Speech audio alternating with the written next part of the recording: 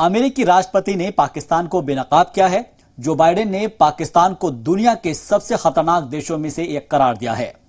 दरअसल white house की website पर उनकी स्पीच की ट्रांसक्रिप्ट अपलोड है, जिसमें बाइडेन ने कहा है कि मुझे लगता है कि शायद पाकिस्तान दुनिया के सबसे खतरनाक देशों में से एक है, जो बिना किसी सामंजस्य के परमाणु हथियार संपन्न राष्ट्र है। लेकिन सवाल यह है कि आखिर बाइडेन ने पाकिस्तान को ऐसा क्यों कहा है। तो आइए समझते हैं इसके पीछे की वजह।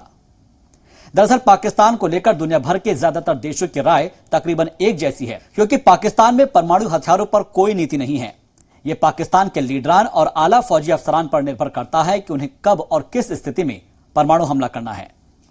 तो वहीं सीज फायर का उल्लंघन करना भी पाकिस्तान की फितरत में शुमार है। इसके अलावा यह सभी को मालूम है कि पाकिस्तान आतंकियों का पनाहगार है, जो ओसामा बिन लादेन से लेकर हाफिज सईद तक कई आतंकी सरगनाओं का ठिकाना रहा है। हाल ही में यह बात भी सामने आई है कि पाकिस्तान, जो कभी अमेरिका का एक प्रमुख सहयोगी हुआ करता था, उसका जिक्र अमेरिकी राष्ट्रीय सुरक्षा रणनीति 2022 में नहीं है। यानी अमेरिका पाकिस्तान को उन खतरों से निपटने के लिए जरूरी सहयोगी के तौर पर नहीं देखता।